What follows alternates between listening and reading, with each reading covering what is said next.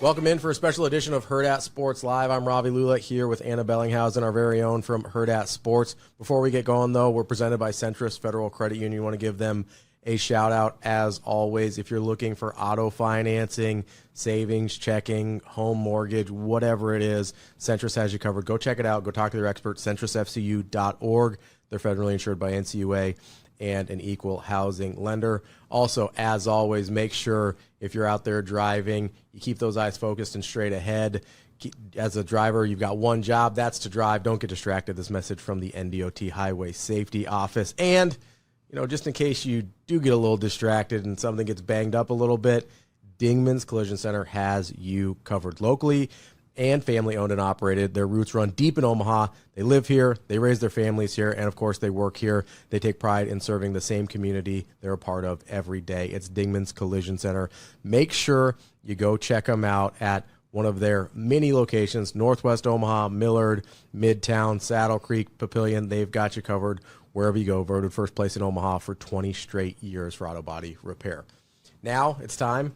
Without further ado, Anna Bellinghausen, how are you? I'm doing great, Robbie. Thanks for having me on. Absolutely. So I'm sure people who follow us on any social media accounts, anything, they see you all over the place, or if they watch any sort of sporting event ever, you're pretty much always there. I want to start kind of with your background, and then we'll get into some of the stuff you cover as well. But just, I guess, first and foremost, you're from here. You went to Elkhorn South, went to Omaha. Like, how did you end up at Hurrdat? Yeah, that's a great question. I think I would point back to college and coming out of the University of Nebraska, Omaha, and kind of just looking for my first gig in sports. And I knew I didn't necessarily want to go the traditional news route. And I think with social media and digital media, there's an amazing opportunity that you don't have to always go the traditional route. So let me stop you there real quick. Why, like, at what point were you like, hey, I don't necessarily want to do this the normal way? Like, I go work for a local news station. I try and work my way up to, like, an ESPN or an NFL network. Like, when did you decide, like, hey, that's maybe not for me? Yeah, I think, well, our capstone, I think, really solidified it for me because that's, we essentially did an entire newsroom for our capstone class, and I still enjoyed it. Like, I love telling stories and whatnot, but I think just the grind of local news, I just knew from speaking to other news reporters of what it's like and how, you're really bound to 90 seconds in a package and you're bound to, hey, you got to make these 2 a day. I never wanted anything I do to feel like a system or to feel like a machine of any sort. Like prepackaged? Yeah, prepackaged. I always want to push boundaries, and whether that be like making a longer form thing or doing a mini documentary. I just knew that I always wanted to do more than what the news does. And I think the news serves an incredible purpose, especially local news. Like, we need that. We have to have our local news reporters. Not everyone has social media, but a lot of people have access to cable, and they can watch their news packages. And people trust their local news reporters more than a lot of the national news figures just because, they're local, know them, you see them, And so I think that serves a huge purpose. But I just knew for me in my journey that I didn't want to go that traditional route, whether that be a newspaper or a TV station. And I kind of wanted to prove to other people and myself, like, hey, you don't have to do anything traditional to succeed in media. Like, you can start your own social media pages, start making your own videos on TikTok, whatever it may be. Like, we have so many tools at our fingertips nowadays that I wanted to show other people that it's also possible. It's kind of funny because I sort of had a similar, I came through obviously into media in a very indirect way, but when I was in high school, I was writing for the school newspaper and stuff like that. And this is 2005, so a lot longer ago than yours was, but it was around that time where it's like, hey, I don't know what the future of newspapers are or what the future of the internet is or things like that. So it kind of steered me away from some of the traditional paths that a lot of people that I kind of grew up with ended up taking. And one of the things that drew me to initially radio and then podcasting was kind of the long form nature of it, right? You get to talk, you get to tell stories. You're not bound by, even radio to a certain extent can be kind of confining. So like, oh, we got to take this break. We got a hard out at the top of the hour and things like that. And that's kind of one of the reasons I love our format now, where it's, sometimes I'm sure it drives our producers crazy sometimes where you go an hour straight without taking a break, but it allows for this conversation to happen in a really natural and organic way that I do think is super unique to the digital formats. Yeah, absolutely. And I think it's meeting people where they're at too, right? And that's podcasts, that's social media, that's Instagram, that's Twitter. And I wanted to also, be a reliable news reporter for those people that might not watch the local news, that might be of the younger generations that don't pick up the newspaper every day. But again, there's still a huge purpose for newspapers and for local news channels and whatnot. But I also believe you got to meet people where you are. And a lot of that is social media. So being a reliable source and telling stories of athletes and coaches from Nebraska is a huge passion of mine. But yeah, I really wanted to be on the forefront of digital media, and I think that's exactly what we're doing. So what number employee were you at Hurrdat Sports? Andrew Rogers was, I think, the first hire, and I started him. Yeah. I started right after him in June. I think he started in May of 22, and I started in June of 22. And then Sasha was brought over full-time to sports because she was in the media side as well. And then we're like, all right, this is going to become something. We need more manpower on our side. And Grace Dunbar, who's with Hurrdat 1, was actually part of the initial sports gang too. She was kind of brought along to help produce our stuff, and got thrown into the sports fire, even though she's not the biggest sports fan, but that's okay. So she helped out a lot. Logan Hawk, who was an intern back in the day, in 22, he helped us out with the sports side for the first College World Series that we covered. Now he's back. It's cool to have a little family like that. But yeah, it's grown so much. I mean, me and Andrew shared an office right over here on the third floor, this tiny little office. And I remember the day I started the social media accounts, looking at my phone, being like, is this going to work? You're like, we have, you start at zero, right? You're like, we've got no followers. Yeah. Literally. Yeah. And I'm brought in right out of college to start this brand. I mean, Hurrdat existed, but this new brand that didn't exist in sports. Department did not exist. The sports department didn't exist yet. And so it was definitely a daunting challenge, but it was also something I very much so welcomed and accepted, because I have a big entrepreneurial side of me, and I really want to end up starting my own businesses one day. So I think it was a really good learning experience to start something from scratch. And we're still building and growing, and this product isn't final. I don't think it'll ever be a final product. It's always going to be ever changing. But I remember sitting in that office being like, oh, this is going to work. But I'm not surprised necessarily that it worked, because of the people that we have within this company that poured into it and invested into it. It is kind of funny. It seems like Hurrdat Sports has been around forever at this point almost. Mm-hmm. It's literally 3 years. Yeah. Almost on the dot. It's been around for crazy. 3 years. Yeah. It's the, I guess, technically fourth College World Series that we've done, because you did that first one in 22. Yes. And then the last 3 years after that. It is a little funny to think hey, it's only been 3 years, and then you look around and there's 25 of us full-time now, 26, something like that.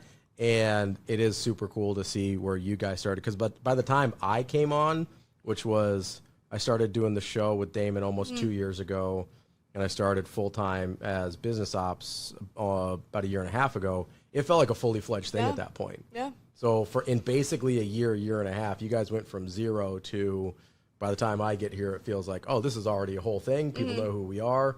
No questions asked. Just walk in the door. So I just can't believe how fast it happened. Yeah. And I didn't think I expected how fast it would necessarily grow. I knew it would work, and I knew there was a need for more sports coverage, especially on social media in Nebraska. But I don't know if I would have predicted the rapid growth, because, I mean, even in the first year, we were already, going viral on so many videos and clips and, getting our name out there. And it also helped, for myself and Andrew already having pre-existing relationships with universities and having covered events here in Nebraska before, and kind of just been around the area and knew people. So that definitely helped. We weren't necessarily going into completely blind, from a new POV. Andrew is from St. Louis, but he had worked at UNO for the past couple of years before jumping on with Hurrdat Sports. So he kind of had his feet wet in the Omaha scene as well, and had previously worked in Sioux City. But it was cool to see the rapid growth and just how well it was received, and that also just proved to me hey, there is a big need for this, and there's a want for more coverage here in Nebraska. You talk about kind of your entrepreneurial spirit a little bit, and the relationships you had coming in, and that's one of the things that I don't know that people see behind the scenes with you, is every time you go out on an assignment, like you're making connections with people. You know, we got our relationship with Mizuno because you met him down at Prep Baseball Report, or you're just always going out and doing these things. Like, is that, like, where does that come from in you? Like, when I go out and do things, like, that's a little bit out of my comfort zone sometimes. And I know people think that's funny. When I'm talking on the morning show, it just feels like I'm talking to Damon in an empty room. It doesn't feel like I'm talking to however many people are listening, you know, but it seems like you, like, that's part of, it almost seems like you enjoy that as much as the actual job. Like, where does that come from? Yeah, I would definitely say my mom. When I was in her womb, she opened a business.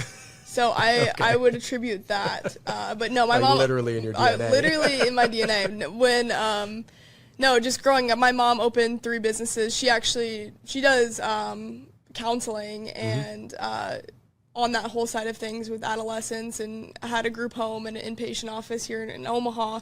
But yeah, she was the one that definitely, I think, lit that fire in me. And I think having a female role model like that in my life, like, the roles were reversed in my house. Like, my dad stayed at home and my mom worked. Nice. So it was, I never saw the side where it's like, oh, moms stay at home and, you know, women don't open businesses and don't do this. Well, I saw my mom in a leadership position and, like, leading everybody at work every day. So I'm like, I want to do that. I want to be her.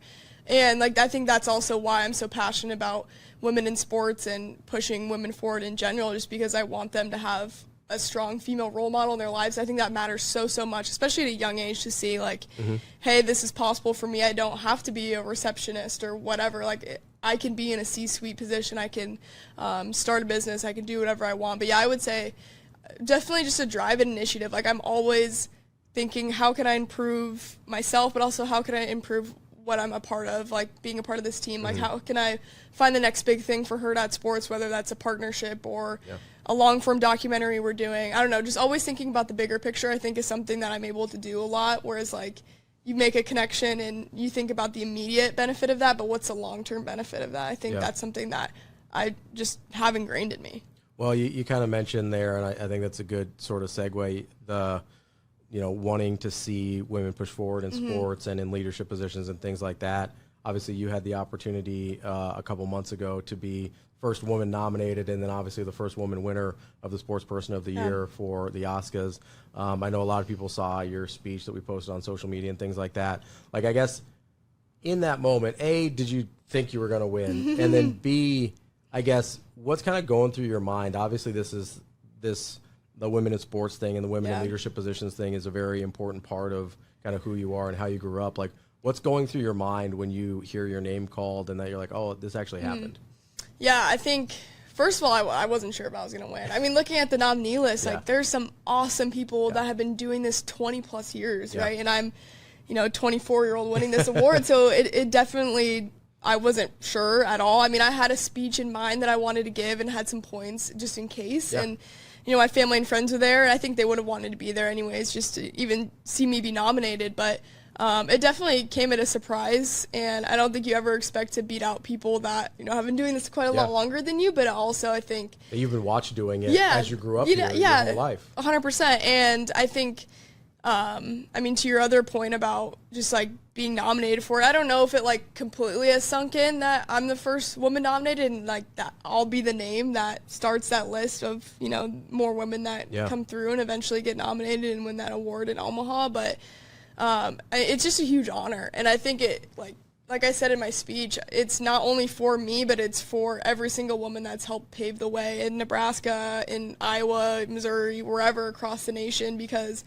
I mean, at one point, women weren't allowed in locker rooms. Yeah. Like, they were not on the same plane. Pretty recently, like 10 years ago, they were started to be allowed in locker rooms. So it's like, there's still a long ways to go for men and women in this field and in sports in general. But I think this was a big step forward of having the respect from the committee members and also from the fan vote. Like, that just means so much to me that they see me, they take me seriously as a 25-year-old female, and they respect me. Like, that's probably what meant the most to me, is knowing that my peers in the industry who are a lot older than me and a lot more experienced than me respect me and see what I do. Because, I mean, you can get kind of lost and caught up in what you're doing, that you never really take a step back and say, like, oh, well, I am making an impact. People do know who I am. And look up to me, which I think is crazy, like having people look up to me. But it definitely came as a surprise.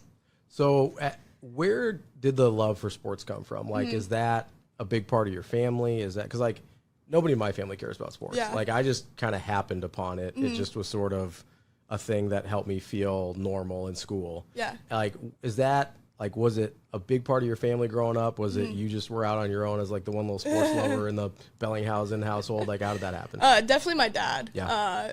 100%. Like he was the one that was coaching me growing up, whether it was YMCA or rec league softball.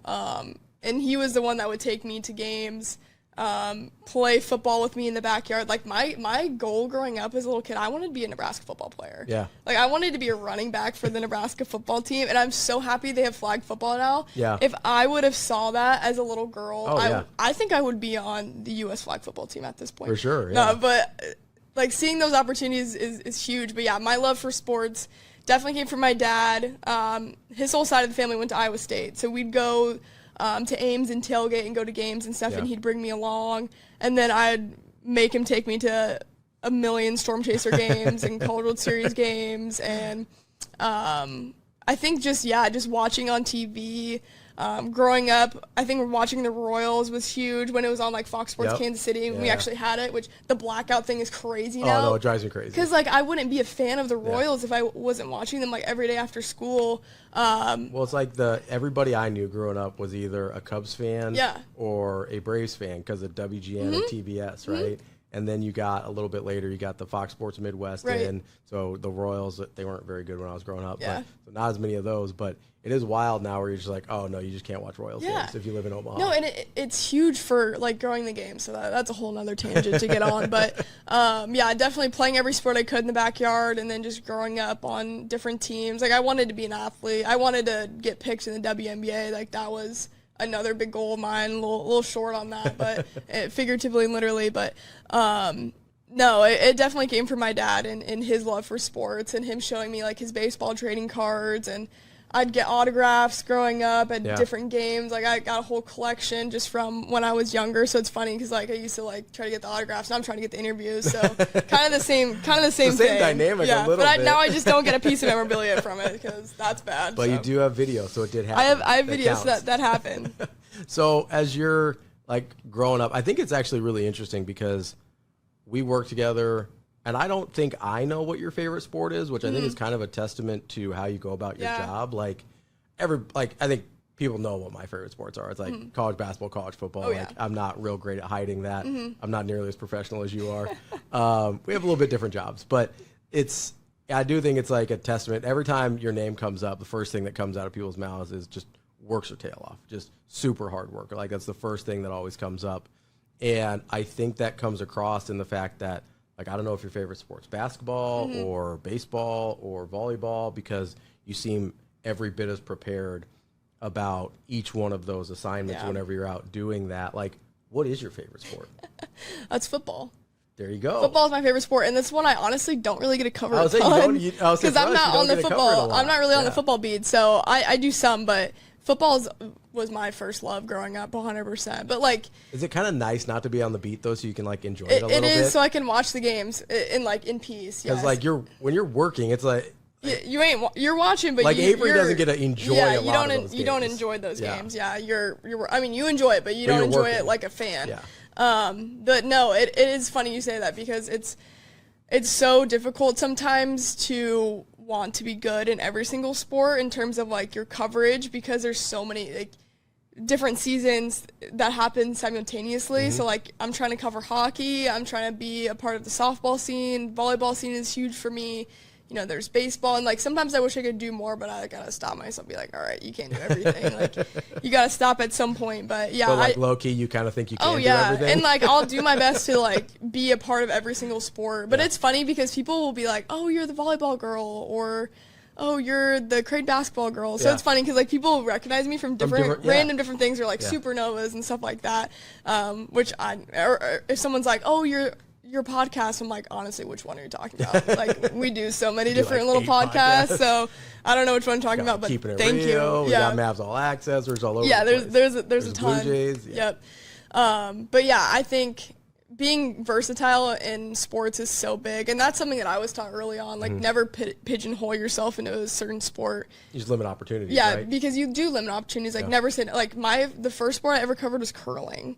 Really? Yeah. So, and I didn't know a damn thing about curling when I accepted that little internship. Right? But I saw like, hey, it's USA curling, it's Olympians. Yeah. Why wouldn't I do that? Doesn't matter. I'll figure it out. Like, a story's a story. Like, I can talk to any athlete really. So, but yeah, never limit yourself has always been one of my biggest things. So I want to go back a little bit here because I was thinking as you're kind of talking here, do you remember a moment through kind of this Hurrdat Sports journey where like something popped off or you're like, oh, like this thing has legs, like this thing is going to work? I think it was early on when I do like the TikTok storytime videos, and a lot of those started to really go viral. I was like, okay, like they're right about this. Like, this is going to work, and like this type of storytelling works, because I mean, I was definitely skeptical of like getting into TikTok at first. I'm like, oh, this is just a dancing app. Like, you know, it had like a bad rep really to start. Like, it was kind of like, oh, you think you're an influencer, you're going to go dance on TikTok, whatever. But like, it's now it's absolutely like where people not. get their news. Yeah, it's literally where people get a lot of their news. But no, I think figuring out like, okay, this is gonna work. I think there were some early videos going early on that I was like, all right, this TikTok thing is for real and can definitely pop off. Trying to think of any specific ones. I did a story on Harrison Phillips. When I interviewed him, he told me this crazy story about his draft process and how a team lied about him like breaking a finger so that they could pick him earlier. Really? And he told me that story, and I'm like, wait, that's kind of really messed up and crazy. Super messed Apparently up. that happens a lot in the draft process of like agents telling other agents things that might not be true or whatever. Like, but yeah, I remember doing a story on that, and that one popped off, like seeing it like 300,000 views. I'm like, whoa, like I've never felt this feeling before of going viral like that, of like my face out there. And I'm like, I don't know how you feel, but yeah, you got to get used to all the comments and stuff for sure. But it was, that was probably some of the early on things. I'm like, okay, this is going to work. And then from there, like College World Series was huge, and like interviewing Kyler Murray that first year was, that was really cool for me. And then like, every College World Series since, it's gotten bigger and bigger. And this year's been crazy, like almost 100 million views in that. I was going to say 2-week span. So, you know, the College World Series is always sort of our like anniversary with Hurrdat Sports, right? Because that first one, there was just like the two of you basically, and then it's sort of grown every year. I mean, I'm going to give you a second here. Like, why don't you brag a little bit on the College World Series coverage? Because you mentioned almost 100 million impressions at this point. Like, that's incredible. Yeah, no, we really took a different approach as College World Series of really trying to find unique stories with every single team. And I think what we did transcends Omaha and Nebraska. Like, it didn't matter if you were from here or you're from Louisville or LSU. Like, we just wanted to tell good stories. And that was the biggest part of the College World Series. Yeah, we'll have our final number pretty soon here. We're going to let everything run through, but we should be pretty darn close to 100 million views in those couple weeks in Omaha between everything that we did. But yeah, between everybody on the outside doing silly videos, shout out Austin Jacobson and Bria. They contributed a lot of awesome content on the outside, and then Avery and I on the inside with our team with Anna Ambrose, David Schumacher, and Sasha Durkin. But and John Peterson on photo, Brandon Tiedemann. Like, we had a huge team there that helped a lot. This year we were just able to have more people credentialed, and our partnership with D1 Baseball. And it's funny because that started because they emailed the university when I was a student, and they're like, hey, can any students help record this preview show? And I was like, hell yeah, I'm gonna do it. Like, I knew D1 Baseball was like one of the biggest things, and that started when I was like a sophomore in college, and I literally rented cameras from the school, like hauled them down to the World Series at their booth at the Wilson store in Baseball Village, and set everything up by myself.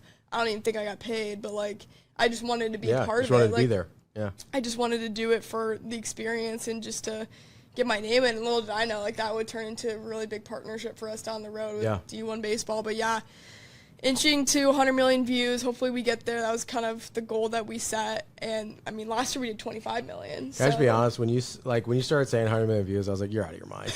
I was like, you're nuts. Like, I didn't say anything, but I was like, you're nuts. Like, I was like, what are you talking about? And I knew other people were thinking that too, but I'm like, because I knew what we got am crazy, last year. but I have a plan. Like, I knew what we got. I was like, I knew we got $25 million last year, and that was a huge number. Yeah. And I was like, that's a great number. I was like, maybe we double it. Yeah. Maybe. Yeah. And I'm glad that you doubted. I don't know if I doubted. I was just like, that. It just seems like such a huge number, right? I was like, okay, we did like 1 billion impressions all of last year. You're talking about getting 10% of that in 2 weeks. Yeah. It felt a little nutty to me. Yeah. It did. No, there was points where I was like, I don't know if this was a good idea to say. Like, I really kind of put that out there, didn't I? But I was like, I really put that out there, so we better get close. But that was like how much we poured into it. It was like, I wanted to hit this number, and like, of course, it's not always about the views, but I think the stories were huge. Like, we were getting picked up by ESPN pretty much every day. Yeah.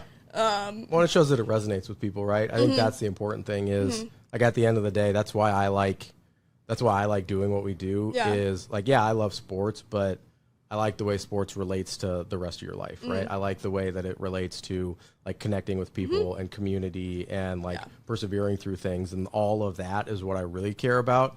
And so it tells me, like, yes, it's nice to be able to say, oh, we got 100 million views, but it tells me that people resonate with the way we tell stories, right? It's kind of the same thing, like DB and I do a very strange sports podcast, right? Like, it is not your typical sports show at all, but I really appreciate the views because it tells me, like, oh, other people appreciate the way we go about this, and I'm not crazy to think that other people care about this in the same way that we do. And so, like, that's, at the end of the day, that's what the views mean to me. It's not that, oh, we make X amount of money off of this, or like, I don't even look. Anna's going to be famous, or Austin's going to be on, he's going to be like on the Daily Show or something doing like as a correspondent or whatever, right? But it just says, like, oh, people resonate and they care about these things that maybe they have no other reason to care about if we didn't tell the story. And that is really important to me. Yeah. And I think some of my favorite stories, for example, the Coastal Carolina head coach, his son Jaden. Yeah. Had 5 strokes when he was... Back in 2016. Yeah, back in 2016. I don't remember how old he was, like 7 or 8, really young. And he came back to the World Series because obviously he couldn't go. Didn't get a go in 2016.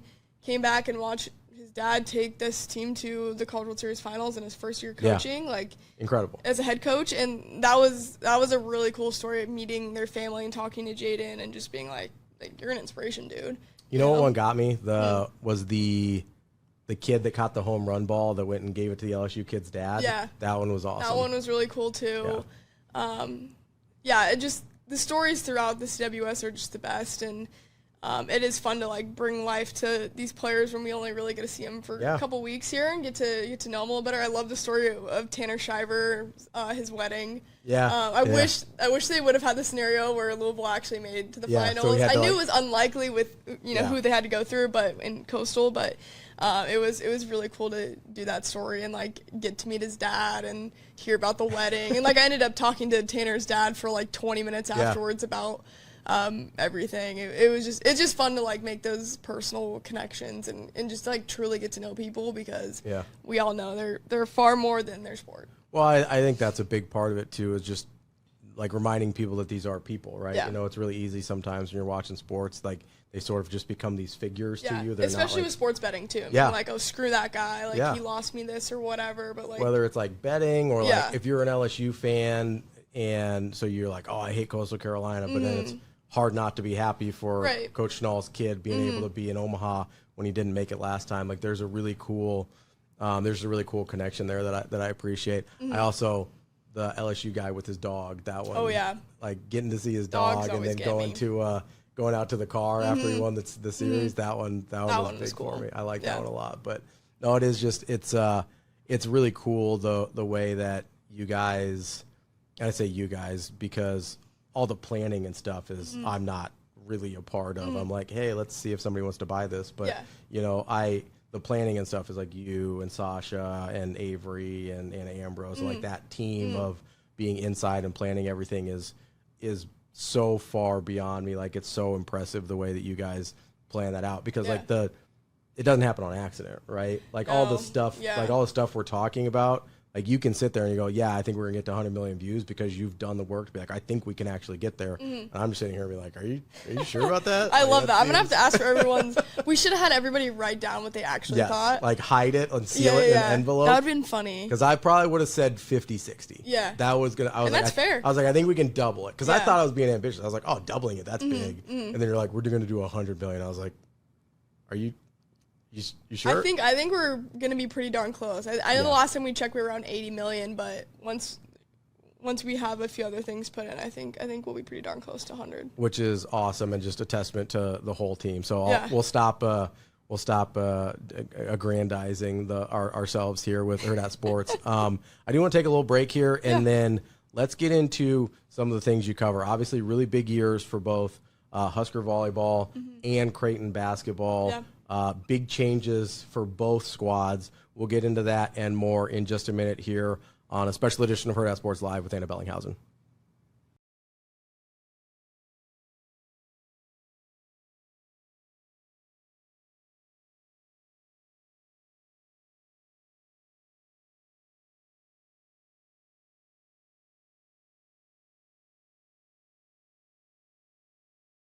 Just be able to take a new the leadership role in everything I do, whether it's just helping guys out with plays, with defense. Now I should have this defense, locked in my brain, and I have no excuses anymore. And to really just take everything to the next level, to just carry this program and represent it the right way. But in terms of basketball, the defensive side is definitely something that I knew I needed to get better at, and have always needed to get better at.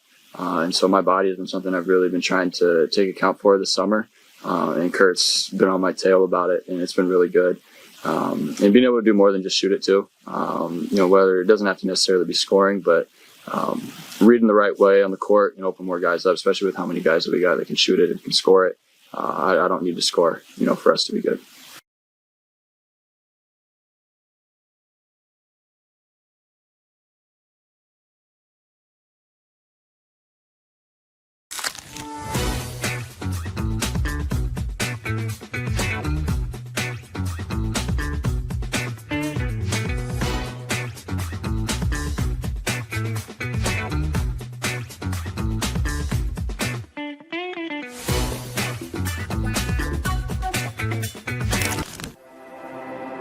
A successful financial future is built one coin at a time.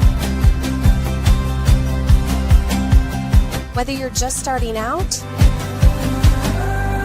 or a seasoned saver, we've got the financial resources and team of experts who will be with you every step of the way. Centris Federal Credit Union. We are where you are.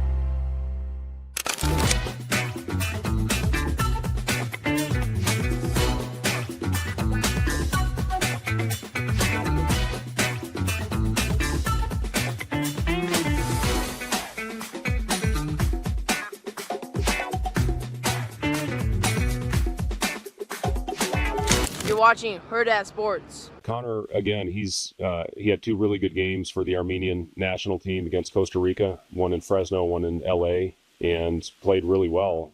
Had 15 and 18, I think, in the two games. And that's very valuable, not only for the experience of going out there and playing in a different system, playing the FIBA basketball rules, but also what it can do for your confidence. I think you saw that with Keisei when he went over and played for his national team with Japan and what that did for his confidence. And, Connor, I don't think he's missed a shot yet in our live play. Now, we haven't played a ton, but, he's, I think, 5 for 5 from three and made his one layup. So, he's just a guy that, the way he finished off the season after a tough ending night and, regrouped and was very important for us and winning that Crown Championship out in Las Vegas. So he's in a really good place right now. And again, I admire Connor for everything he's all about, his faith and, how that's really helped him grow and get through tough times. And yeah, he's just in a really good place right now.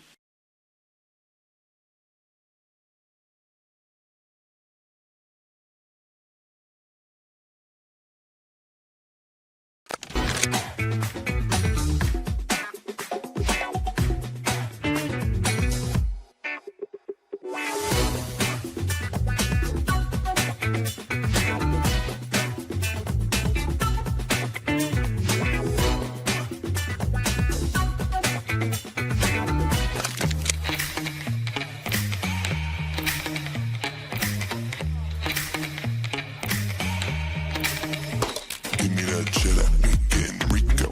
Big money and rolls like burritos. Give me that hot sauce, no pico. Give me that.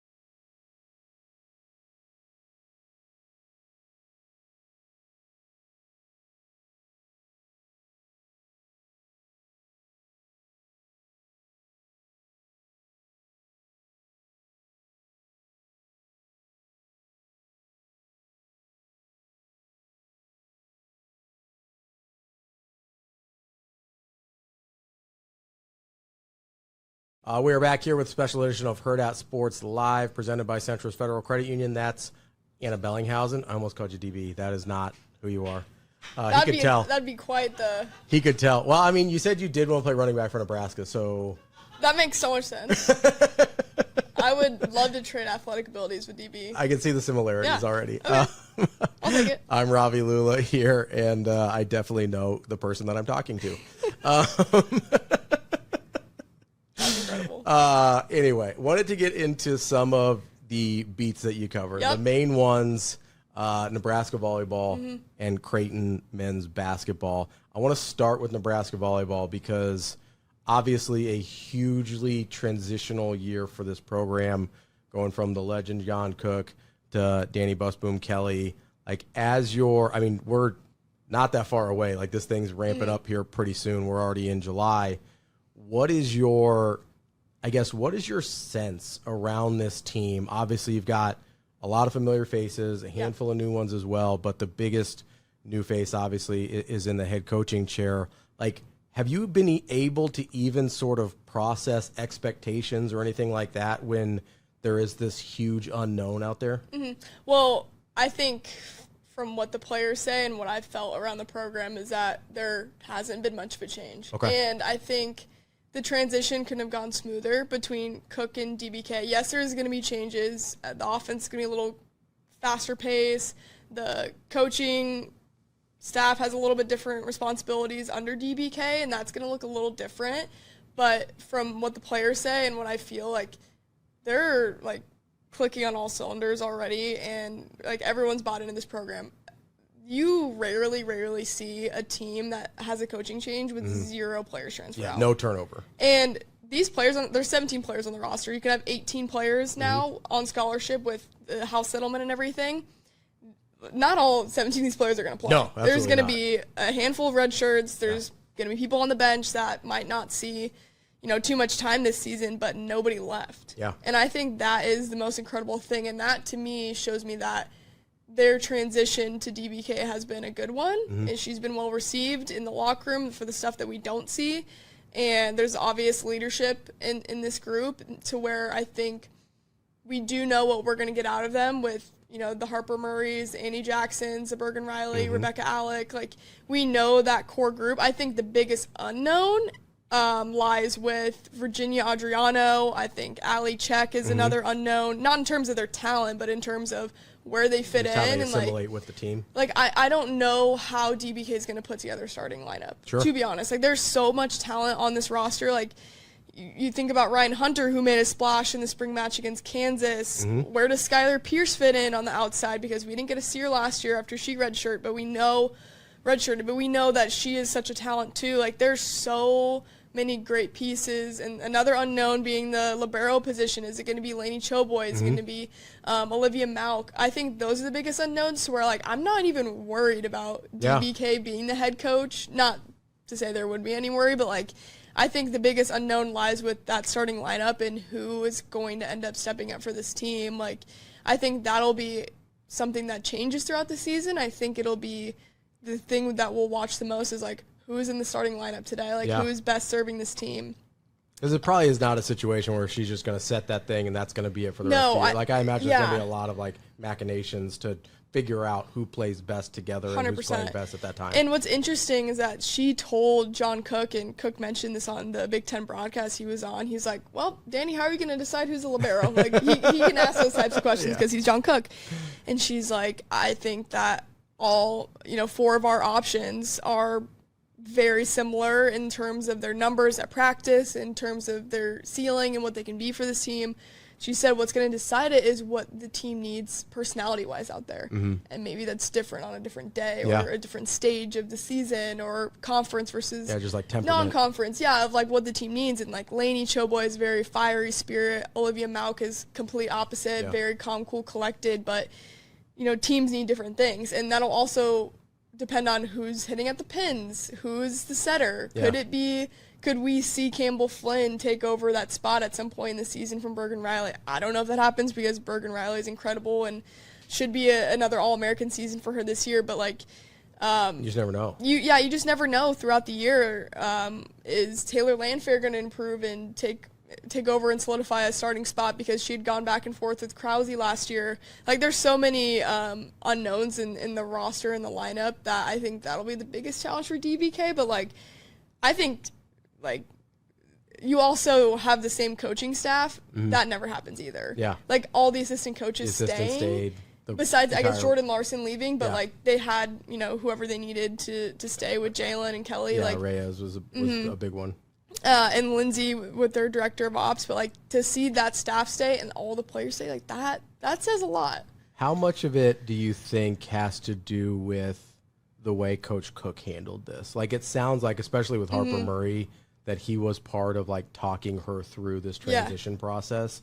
Like, how much of it do you think has to do with just the way he communicated with the players and the assistant coaches to be like, hey, this is what I want, and I want you to stay and be a part of it? Well, it's funny because Cook is like low-key an evil genius. for the time that he left his team in the most optimal spot. He gave DBK a really good shot to like, win a national start off championship. really well. Yeah. To win a national championship. This team this year, it is not a hot take to say they could win a natty. Absolutely at all. not. Yeah. Like, they could have won it last year. Like, that is the most like normal take probably of this volleyball season, that Nebraska can win a national championship. But he knew he was leaving at the prime of Harper Murray, Andy Jackson, Bergen Riley, that recruiting class, and the tail end of Rebecca Alec. Like, he knew when he was. Like, he knew the primes of those players would be this season.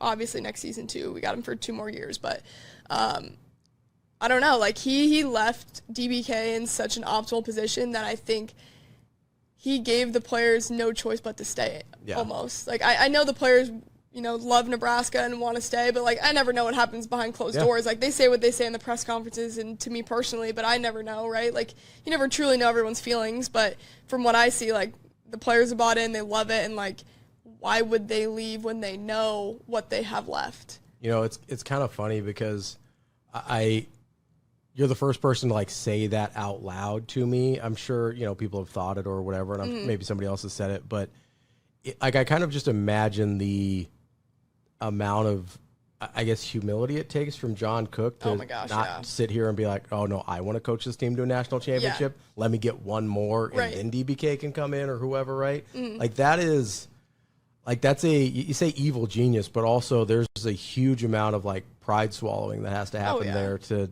not be like, oh, I'm the best one to take this team forward into another national championship for the program or whatever, his thought process is. Like, I hadn't really thought about it from the aspect of, oh, he's giving up, even though I knew how good this team can be, right, and how good they were last year, obviously.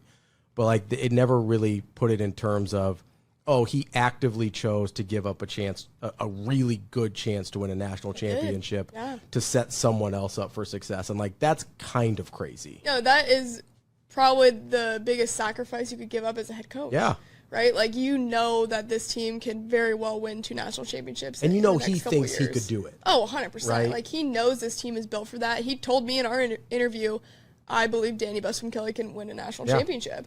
He didn't specify if it was this year or next year or whatever, but, like, to me, that alludes to pretty damn soon. It's not a big stretch. Yeah, it's not a long stretch thing. It's like, he knows the talent that he left for DBK, and he left everything in place for her, and obviously he did. That's why I said evil genius, because Yeah. like he knows what he's doing. Like Yeah. a lot of coaches leave at the lowest points of the program, or they take another job and, you know, go off to coach a different team and rebuild a different program, wherever it may be. Like, there's no rebuilding to do at Nebraska. Yeah. There is just building to do. Yeah, you just take over the car while it's driving 100 miles an hour, yes, basically. like you're just flying, hopping in. you're continuing to fly that fighter jet plane, right? You're just They're hopping over refueling midair yeah. and getting out. Yeah, like that's what is at the fingertips of DBK. But not to say it doesn't take work, because Sure. like we sit back as media members and see all of the success, and like I relate Nebraska volleyball a lot to what UConn women's basketball Sure. is, and like you expect that team to be so good every year. But Yeah. I remember like in one of the interviews I did with I believe it was Ice Brady on the UConn women's basketball team, I'm like, I'm watching Gino in these huddles, and you guys are up by 60 points, and he's screaming at you. Yeah, he's coaching his brains out. What in the world is he saying to you? And she's like, he just expects that day in and day out, and we're used to it. Like, the standard is the standard. Doesn't matter if we're up 2 points. Doesn't matter if we're up 60. And that's the same thing at Nebraska. It's like the gas is always on. Like, you Yeah. are always striving to be better. And I mean, UConn obviously has done what they've done, but I feel like John Cook could almost relate a lot to Gino Auriemma in the gap that they had in between national championships, because I think there also might have been 2017, 2018. Yeah, like it had been 7-8 years, I think. It had been a little bit. Yeah. And Gino, I remember him saying this, like, I was wondering, like, hey, can I do this again? Yeah. Can we do this again? As like the landscapes change Yeah. and people get more universities are investing in women's Yeah, and like basketball. the gap women's is less and volleyball less every year. Yeah. And I mean, volleyball, like, we haven't seen this much parity in the sport ever. Yeah. Right? Like, there's so many good teams. I mean, look at the Big Ten. Like, you can put any of those teams in the Final Four this year for you sure. get through the Big Ten, and it's almost like winning a national Yeah, championship. yeah. I mean, it's kind of, DB and I talked about this with wrestling. Yeah. Like, the Big Ten tournament is harder than the national tournament. Like, you're going through tougher 100%. competition. And Oh, yeah. It's, All the way through, yeah. Yeah, it's arguably the same case in the Big Ten, where you just have just a gauntlet Yeah. of teams to get through. But you do expect so much from Nebraska volleyball. And again, like we say here and say, like, I mean, I just said they can win national championship this year, but like you still have to put in the work, and your star players still have to show up and do what they do and continue to get better and improve. And like we see the expectations, and it's easy for us to say that, but like you got to think about, them going through the 5 a.m. workouts and everything to, hopefully get to that point. And I remember even like sitting down talking to John, and I asked him about the expectations at Nebraska and how you handle that pressure, how you look at pressure.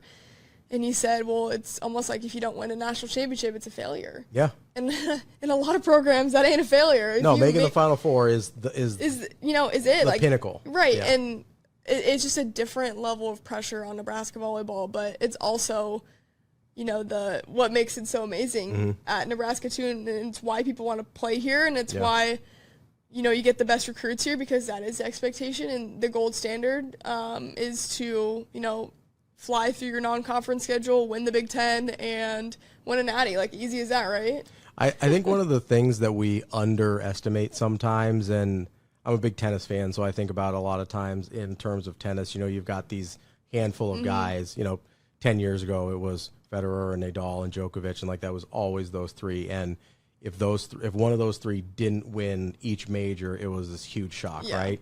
But for those guys, like, you still have to go through the first round matches, and you have to go through all the I mean, there's months in between each major, right? You still have to perform at those to get the seeding you want to be in the major and be in a position to win that major. And like, I think all the time about these teams where it is championship or bust, basically, that, okay, game one kind of sucks.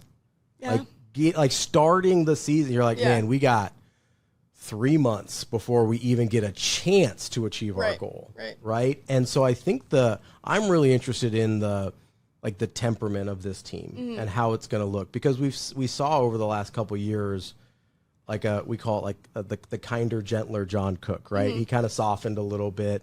It seemed like he was responding to what his team needed from him in that moment and with those specific players. I'll be really interested to see what the dynamic looks like where, all right, these players aren't young anymore. Like, Yeah. They're not freshmen and sophomores anymore. They're juniors and seniors. It's time to go. Like, it really is national title or bust. Yeah. And what does that look like when you still have this? I mean, you mentioned the 5 a.m. workouts. That's before you even get to the game one that kind of sucks, Yeah, right? The that's game, like right now for them. Games 1 through 30 or whatever, where you're like, all right, well, we just, like, it can't just be we have to get through this, right? Because if you do that, then you'll stumble a lot along the way. We'll talk about Creighton basketball here in a minute, but you know, the year that they went to the Elite Eight and they start out the gate like 6-6, and you're like, what's happening right now? Like, this team is better than that. And I think there is a little bit of that, like, oh, we kind of have to get through this so that we can break through. And I'm fascinated by what the dynamic of this team's going to look like throughout the course of the regular season as they go on this march towards what is really a championship or bust season. Yeah, I think it'll be a sense of urgency. I think would be a good way to put it, because it can go either way, though, right? Yeah. Harper Murray wants to go out with a national championship. I mean, she said it. Rebecca Alec was almost like inconsolable. Is that the word I'm looking for? Yeah. Like, after losing last year to Penn State. And she was picked up immediately by Andy Jackson, who like put her arm around her. And like, Andy knows she's got 2 more years. Yeah. Rebecca's 1 more year. So I think sense of urgency is a good way to put it in terms of what they want to accomplish in these next 2 years. Is it national championship or bust? I don't know. I think in their eyes it probably is. I'll say it's probably how they view it. That's how they view it. Yeah. I would guess that's how a lot of fans view it, too. And I think that's probably, I mean, it feels like this should be the year. I mean, if you look at the past 4 seasons, Nebraska has either lost in the championship or lost in the semifinal round the past 4 years. 2017 was last year they won it. That was in Kansas City. This year, it's back in Kansas City. I would love to see the turnout of Nebraska fans in Kansas City. It's going to be ridiculous. I mean, it's good luck getting a ticket if you aren't. It was ridiculous in Louisville last year, right? Yeah. But I mean, being 2.5 hours. Yeah, it's going to be. Yeah, it feels like the year for them to do it for sure. Yeah. Man, that's I brought up Creighton basketball. That's the other main beat that you're on here for Hurrdat Sports. I know you do a ton of other stuff with CBS Sports, and you get to do some really cool stuff on television too.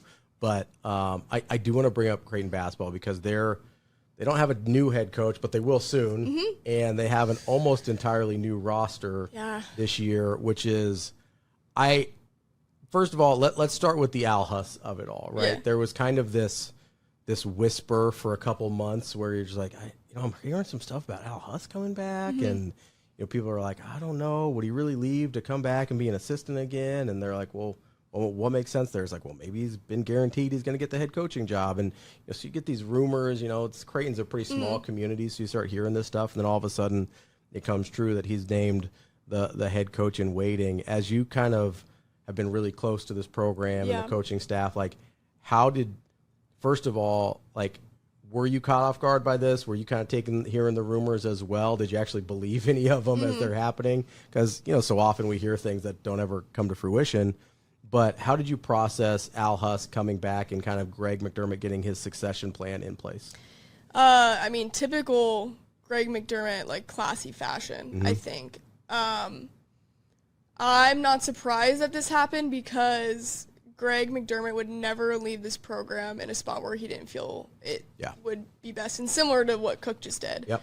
And I think this is an incredible move by the athletic department to bring Alan Huss back, obviously, and promise that he will take over as head coach. We don't know the amount of years that will be. Maybe it's 1, maybe it's 2, maybe it's 3. I don't know. But I would imagine it's, in that. Probably 3 or less. Yeah, 3 or less for sure is, I think, fair to say. But yeah, I'm not surprised. I think I was thrilled as a lifelong Creighton fan. I'm thrilled. I was thrilled because I love Al Huss. Alan Huss is awesome. Like, I got to work closely with him in 2021 when I actually worked with Creighton basketball as their team reporter, and Alan was beloved by the team. Like, he was a player's coach of all, and just great at his job. Relatable, great basketball mind. He just gets it, and to already see his success at High Point, imagine what this guy can do at Creighton. Super high-level recruiter with the resources. With the resources of Creighton, like this. Playing in the Big East. He's set up for success here. I do remember after Creighton lost in the round of 32 in Lexington, I remember looking at Greg and being like, how much longer are you going to coach? Not because he looked old. Greg, you don't look that old. But I remember looking at him being like, how much longer is he going to do this? And I asked him a question to like try to get him, not to necessarily allude to that, but I was like, hey, how much are you enjoying this right now? And like, how much fun are you having? Yeah. And he like said like, hey, this is one of the most fun teams I've ever had. And, you know, and after he said that, I'm like, okay, so like maybe he is still really completely enjoying this and like doesn't want to, you know, retire and hang out with his family or whatever. But, it didn't come as a surprise now that I'm like looking back and, you know, I'm like, okay, how much longer is Greg, you know, really going to want to do this and spend on the basketball court, because he's done quite a bit. And I think urgency is another good word to explain for Creighton basketball and what they want to accomplish in the next few years that they do have Greg, because they want to send this guy out on a high note. And I mean, Ty Davis even said to us earlier, like he wants to take Greg McDermott out with the Final Four. Yeah. And I mean, you know, national championship hopes, of course, you never know, but like, if they make a Final Four, I think he retires. Oh yeah. Like if they make a Final Four this year or next year, I think he retires. I think, yeah, right. Whatever the original plan was, I think if he makes the Final Four, that's what I've thought as well. But I think if it's like Sweet 16, like, I don't know, like I really think he wants to get to a Final Four that has, you know, eluded Creighton since, you know, its entire history. But, yeah, I'm not too shocked, but love the move of bringing back Huss again. A really just classy move by the athletic department. And not the only move. So they basically have an entire new roster this year. And I know it's crazy to say, you know, we just saw Ryan Kalkbrenner get drafted 34th overall by the Charlotte Hornets, you know, in the NBA draft. And we saw, you know, Stephen Ashworth and Jemiah Neal get summer league contracts. And you know, this is a really, really good Creighton squad that we're coming off of here. Obviously, you've got the Elite Eight squad from a couple years ago. You have Baylor Shireman, went in the first round last year. Top to bottom, just on paper, I look at this and I go, this might be the most talented Creighton roster I've ever seen. Because a lot of those other teams, you got to like 5 or 6 and you're like, hey, that's really good. Yeah. And then you kind of start falling down the page a little bit there. I look at this team and I go, they could play 12 guys and I'd feel okay about it. I think this is easily the deepest team, but I hesitate because I've said that a lot of times. and then they play like 7 guys. Yeah, they play like 7 guys and then it doesn't end up being the deepest team, but I do think the depth this year will shine. But these guys also got to play well together. They do, yeah. So like you can have all the talent on paper you want, but like you got to put it together. And I think if anybody can put talent together. That's a Greg McDermott special. That's a Greg McDermott thing. Like he will get the best out of you. Absolutely. He will, you know, come up with different creative sets for you. He will find you a way to score the basketball. And I think that will be a really fun thing to see come together. And like Fedor Zugic getting 2 years eligibility is huge. There is no bigger Fedor fan than I am. I love Fedor. He's awesome. Jackson McAndrew, I mean, poised for a huge sophomore jump. That's a dude that if you look at, and if you're looking at like NBA prospects, like Jackson McAndrew is a guy that I can't tell you how many times last year I just looked at whoever I was watching games with and I go, if he's 10% stronger, that works. Yeah. Like he would get by a guy on a dribble, get bumped off his spot, and I was like, if he's 10% stronger, which he will be this year, because they do a great job with their strength and conditioning programs. Awesome. Yeah. Like he will be everything. Like that dude is going to be really, really good. And he's sort of an afterthought because of all the transfers that came in. I know. Whether it's Owen Freeman or Josh Dix, which were kind of the headliners. But I'm telling you, like the guy outside of McAndrew, like Blake Harper is probably next on my list. Is like that's an NBA 6'8" guard. That's an NBA player. Yeah. Like if that guy figures his stuff out, like he averaged 20 a game at Howard last year as a true freshman. That dude's an NBA player. And so this roster is kind of crazy. And it is. The thing that I'm excited about, and anybody that's listened to me talk about Creighton basketball for very long, is I get so frustrated with the tiny guards. Creighton's had so many times. And like I love Stephen Ashworth. I love him to death. Austin Chapman was my dude. Austin Chapman, you know, Jahins Manigat, like all the Mo Watson, like all these guards that are just little guards. And they've been great for Creighton. But there's always a moment where it's like he can't defend that guy just because he'll just rise up and shoot over him, or he can't be physical enough at the point of attack, and he can't deter those passing lanes to get the ball into the big or whatever. there's a lot of length on this team at the perimeter. You mentioned Blake Harper, the 6'8" guard. I think their shortest guard is 6'3", which would have been their tallest Nick guard. Graves, yeah. Yeah, Graves is 6'3". You've got Davis is 6'4". Schwartz is 6'4", Harper 6'8", Dix is 6'6", Fedor 6'6". Like, this is a big, Hudson Greer, the true freshman who we haven't even talked about, top 50 national recruit, Hudson Greer, 6'6" as a guard. Like, this is a crazy deep and weirdly long team for Creighton. They usually don't have this much size. And I've never seen them go so hard in the portal either. Yeah. Like, and Greg McDermott has always said, he's been very vocal about, you know, when basketball doesn't become about the relationships to me, like, I'm out. Like, that's, like, kind of what he said. So he does go into the portal and get a lot of people. But what Greg's been really good at, I think, is getting high-character people that will play in this program, you know, for multiple years if they're allowed. I mean, if they have eligibility to. I mean, I think everybody except Josh Dix is the only. Yeah. And maybe Graves. I think Graves is also a senior. So 1 year, yeah. But outside of those two guys, you know, Harper, Freeman, Austin Schwartz, all those guys are multiple-year transfers if they aren't going somewhere else, but they've got multiple years of eligibility. Yeah, no, it'll be interesting to see what he does with this roster. Also, like, starting five, couldn't tell you. Oh, I have no idea. No idea. I mean, your guess is as good as mine. I think Jackson McAndrew is going to start. Yeah. I'm pretty sure Josh Dix is going to start. And if I had to bet, I would bet Owen Freeman starts.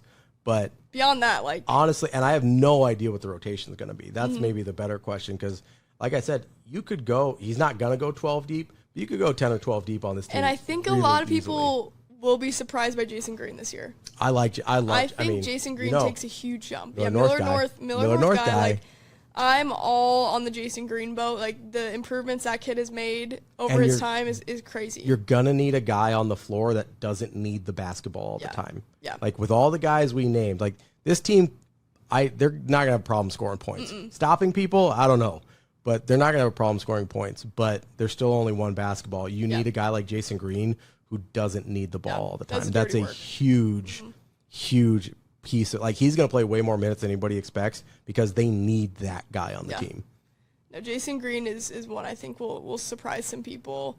I love that dude. I'll be very intrigued to see the steps that Zugic makes this year. Like, what he adds to his game. I think everyone knows him for his perimeter shooting, but I think he has a really unique ability to get downhill too when people don't expect it. That dude's a 3-level scorer. Yeah, I think he's. I would agree. And we kind of saw it a little bit in his limited minutes. And a better defender than he got credit for last year. Like, he stayed in front of his guys always. So that'll be fun to see him in his second year in NCAA basketball. Like, you gotta think, like, this is his first year. Yeah, like, because he didn't year know he was going to play until January. Yeah, right. He was playing with scout teams. Yeah, he was playing on a scout team. So it'll be fun to see his growth too. But yeah, I think definitely keep an eye out for the guys that have been here at Creighton because I think their improvements will be interesting to watch out for throughout their careers too. I'm excited for those guys. I've made the joke a couple of times. They might score 100 points a game. They might give up 99. Yeah. I don't think that'll be the case. I think they'll figure out the defensive side of things. But that's always the thing with the Greg McDermott teams is, like, how can, like, I ask him every single year, like, what's your biggest challenge to the team? And he always says defense. Yeah. He's like, can we compete defensively in the Big East? Because that's the toughest thing. But yeah, if the defense is good, the offense will always be there. Honestly, I think on a Greg McDermott team, he could take me in their starting lineup and somehow make me an offensive threat like that. If the defense is even average, even average, like, Greg McDermott is an offensive freaking guru, and so is Huss, honestly. And so is Huss, like, you put those guys back together with this amount of firepower. Yeah, I didn't think about that. Yeah, you got both those brains working. Yeah, wow. It's gonna be a ton of fun. As you kind of look forward, you know, this is sort of our off season right now. So I sort, like, our year in my mind starts like August 1. Like, as you look towards this new sports calendar year, like, what's the thing you're looking forward to the most? Doesn't have to be Nebraska, Creighton, whatever it is. Like, what's the thing that is, like, you keep thinking about that you're excited about? I mean, honestly, probably what we both talked about with Nebraska volleyball, their potential this year, and then what the heck Creighton basketball is going to look like. I think that'll be really fun to see and learn about these new players and get to know them. That's always my favorite part, is, like, building those relationships with those players and, like, getting to, you know, find out who they are too. That will be really fun. But I would say, Nebraska volleyball, Creighton basketball, like, those are my two biggest beats. So that's kind of what I've been most curious about, I Yeah. think, throughout the offseason of what's going to happen with those two. I mean, Husker football will always be interesting. Are you buying year 3 Rule? I'm buying the Rule as always. Like I'm the biggest hype beast ever. No, I think if I went on a limb, I'd say Nebraska wins. I think 8 games. I think they got 8 games in them. Oh, I was higher than that. So You were higher than that? I got 8 games. I almost hesitated. I almost went 7. I said 10-2. So 10-2. Oh listen, boy, I'm driving the hype train. definitely clip that one off. All aboard. Anna, thank you so much for spending some time with us today. I hope you all enjoyed it. And we'll see you basically everywhere. Yeah. Appreciate it. Thank you.